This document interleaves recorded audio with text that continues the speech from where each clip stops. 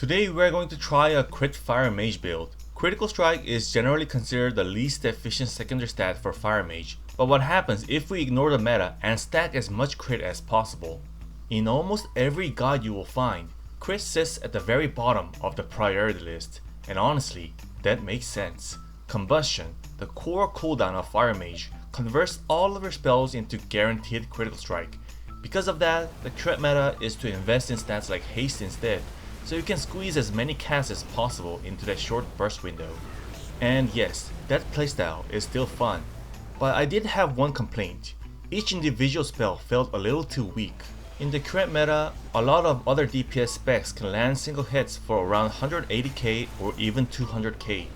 Haste fire mage is fun because you're constantly throwing spells out, but each hit can feel like it's missing that real punch. I mean, you're doing a lot of damage overall, but there's not much of that one big hit that makes the target's health suddenly disappear. So I wanted to build something that hits harder with each spell, even if it meant casting fewer spells overall. That's when Burn It All caught my attention. During combustion, it not only increases your damage by 10%, but also converts an additional 20% of your critical strike chance into spell damage. And then there's Critical Mass, which makes crit even more valuable by increasing the critical strike rating you gain from all sources by another 20%. Looking at these talents, I started thinking that maybe investing in critical strike wouldn't actually be a waste. Maybe this was exactly what I was looking for, a way to turn crit into raw spell damage and make every spell hit noticeably harder. Here's my current setup. There's nothing unusual about it. It is standard haste focused fire mage build. I've barely invested anything into critical strike. Most of my crits simply comes from things like my trinkets. Yet, I'm still sitting at 26% critical strike. Meanwhile, it takes nearly 1200 haste rating just to reach 32% haste. Now it's time to spend all the conquest points I have been saving and put together a full crit focused setup. The first pieces I'm crafting are the cloak, boots, and bracers, all with critical strike as the primary secondary stats. One of the biggest advantages of crafted gear is that you can choose exactly which secondary stats you want on each piece. And compared to conquest gear, crafted gear has a much more balanced split between versatility and your other secondary stats. That means you can sacrifice some versatility and invest much more heavily into offensive stats like critical strike. Now, I wouldn't recommend this kind of setup for melee-specs or casters like Warlock, since they often have to stand their ground and tank incoming damage. But for classes like Mage, where your goal is to avoid damage rather than absorb it, it's a perfectly viable trade-off. Here's a setup after the first round of crafting. My critical strike went from 26% to 32%, while haste dropped from 32% to 28%, and versatility from 20% to 19%. The hero talent I chose for this build is Sunfury, because I think it's the best way to compensate for the haste we are giving up by stacking crit. First, Mana Cascade grants 0.5% haste every time you consume a hot streak. Then, Memory of Alar takes it a step further by making you gain twice as many Mana Cascade stacks during combustion. As a result, your haste climbs to around 40% during combustion, actually higher than my original haste focused setup. On top of that, Savor the Moment extends the duration of combustion, giving you more time to take advantage of that temporary haste.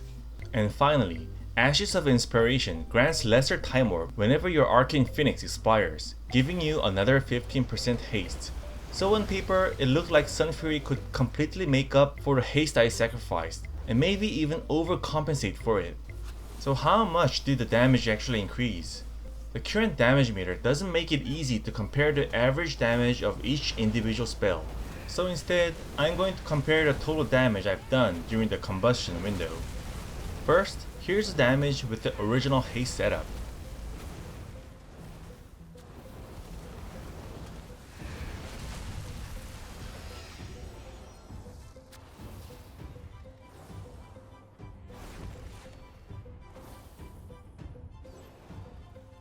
And next, here's the result after completing the first stage of the crit setup.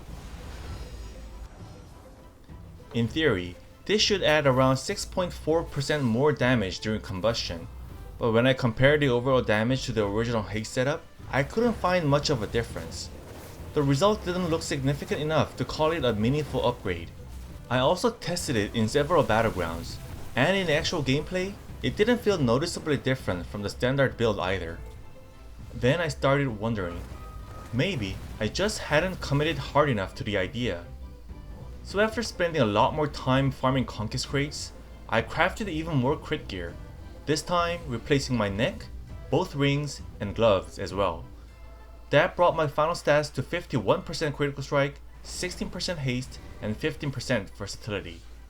Personally, I think 15 versatility is about the absolute minimum I'd recommend for PvP. Once you drop below that, you become noticeably easier to kill. Even on a mage, I wouldn't go any lower than that. With my base haste down to 16%, I could immediately feel the difference. Everything felt noticeably slower. Haste doesn't just reduce your cast times, it also lowers your global cooldown. So with much less haste, the entire rotation started to feel sluggish and less responsive. At this point, the crit setup really needed to deliver a meaningful payoff to justify giving all of that up. In the end, I have to say, I wasn't completely satisfied with the results.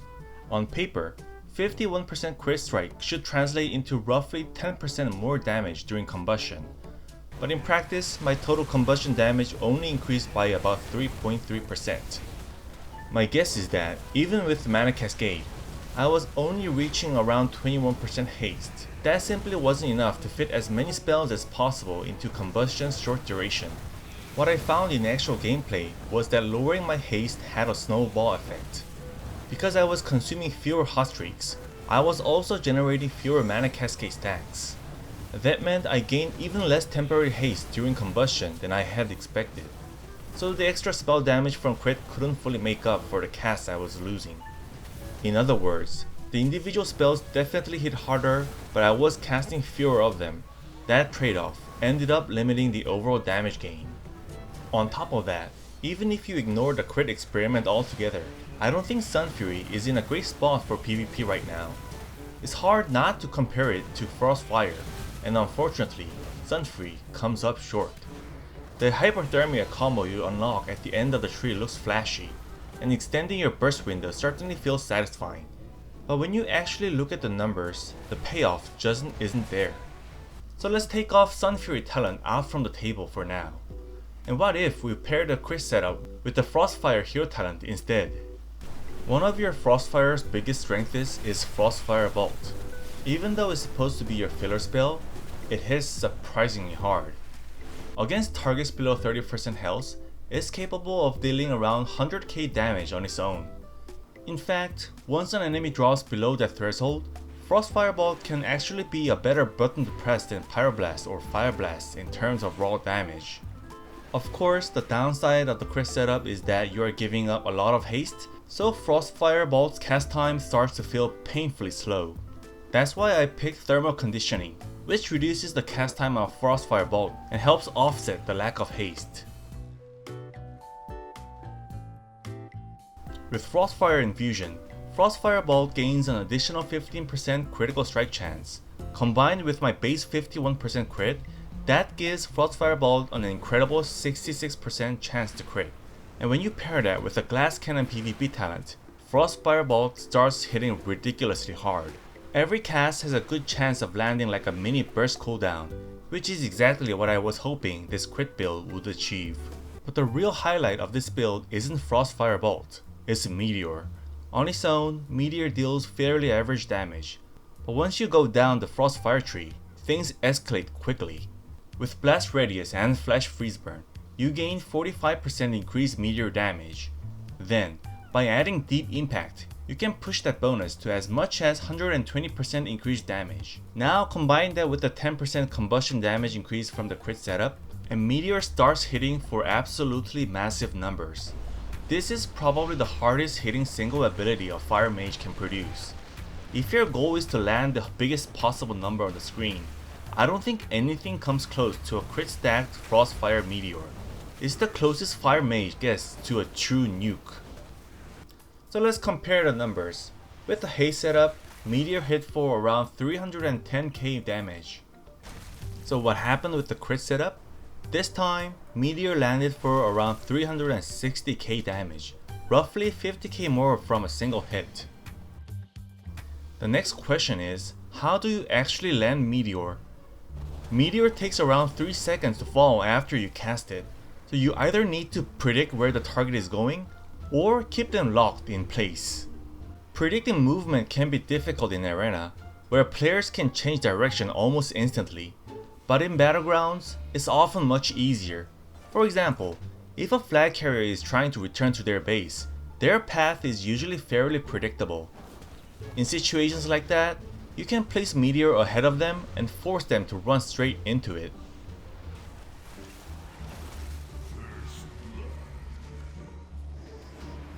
Or simply you can lock them down until Meteor lands. Fortunately, there's something mages excel at: Dragon's Breath, Ice Nova, Frost Nova, Ring of Frost, Polymorph. It doesn't really matter which one you use. Your only job is to keep the target controlled for about 3 seconds. Once Meteor lands, they will definitely feel it. My favorite combo is using greater invisibility to sneak up to the target, use Fire Breath and Ring of Frost to trap them, and then shower Meteor on their faces. The Ring of Frost is especially effective with Meteor. Once an enemy steps inside the ring, they are effectively trapped. Even if they haven't been frozen yet, they can't simply run straight out without triggering the freeze. That makes it one of the easiest ways to guarantee that Meteor lands. Watching a target stand there, completely helpless, with nothing to do but wait for Meteor to crash down, is one of the most satisfying moments you can have as a mage.